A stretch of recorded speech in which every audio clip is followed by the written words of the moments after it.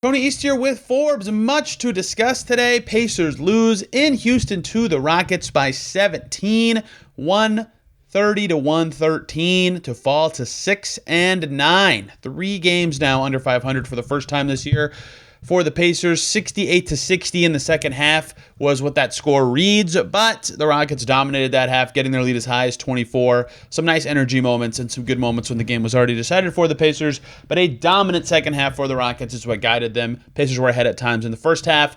Their positives are not worth talking about until later in this episode. What is worth talking about is 2 things from this game that stand out to me in a major way, and stand out to everybody watching. The first and biggest one is Tyrese Haliburton once again just being a bad player. 1 for 7, minus 28. And I want to talk a lot about him, but I want to talk about him a lot so much that I will make him go second for the things I want to talk about from this game, because it'll be longer. The thing I want to talk about for this specific game is the Pacers playing right into the Rockets style. Exactly how Houston wants to play. Houston, good defensive team, not good offensive team this year. Not an efficient finishing team this year. They shot 33% from deep and 46% from the field. The Pacers shot 7% better. And the Pacers stunk from 3. But either way, what the Rockets want to do is win the possession battle and play with pace. And guess what? Pacers 23 turnovers. The Rockets only had 13. There's 10 extra possessions for the Rockets. 13 offensive rebounds for Houston. 3 for the Pacers. There's 10 extra possessions for the Rockets. Similar free throw and foul numbers. Rockets took more, but were in the bonus more in the second quarter and the second half. Either way, what that ends up with is the Rockets taking 19 more shots in this game. They took 102. The Pacers took 83. That's an impossible discrepancy to overcome. That is how they want to play. They want to force you to mess up, force you to turn it over, and they're going to run in transition, and they're going to score. 4 turnovers for Mathurin, 4 for Turner, 3 for Siakam, 4 for Jarris Walker, a couple other guys with 1 or 2 here and there. Way too many for the Pacers, who could not do well on the glass as well. 4 for Şengün on the offensive end, 3 for Jock Landale. Just a pathetic night for the Pacers in the hustle categories. And that's kind of what Rick Carlisle said after. Hard play was an issue, and it has been for a couple games in a row. Now that is not the biggest story of this game, but that is why the Pacers lost to me. In lots of other ways, they played okay. They were doing well, putting pressure on the rim and finishing. Inside, they were drawing free throws in the first quarter. Pascal Siakam was cooking in the first half.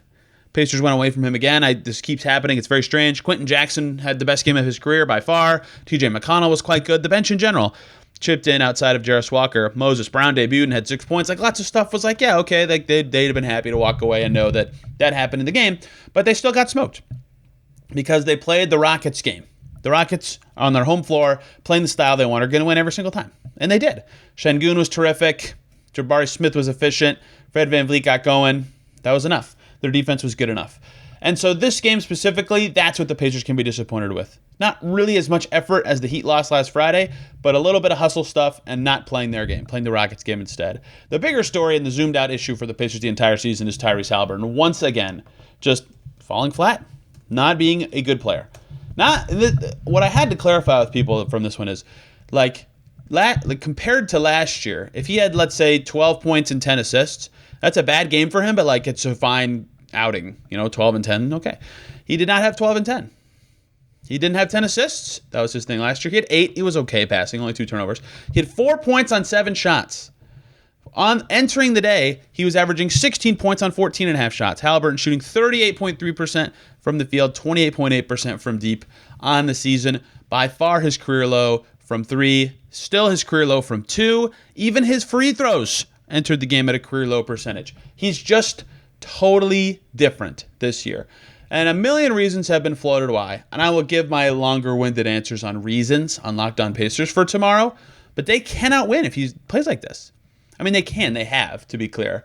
But they need a lot for that to happen, right? It's totally impossible for them when their star guard is out there. And he's had some better defensive games this year, but when he's not defending very well and he's shooting that poorly, he missed every 2-pointer he took. Minus 28. Got completely run out of the gym, did the Pacers in this game. Just can't kind of happen that way, right? He has to be better. He was their team last year, right? But this year, that has not been the case. And they struggle when he isn't awesome, right? 15 points in their opening night win against Detroit, and I think that's their best win in terms of a performance from him. 15-4, and they won. They beat Boston. He had 17-12. They beat Dallas. He was awesome with 25-12. He had 17 against Orlando. That's probably their second best game where he wasn't awesome. 17-14 that night, although he shot above 50% in that game. 35-14 when they beat the Knicks, and 16-13 when they beat Miami.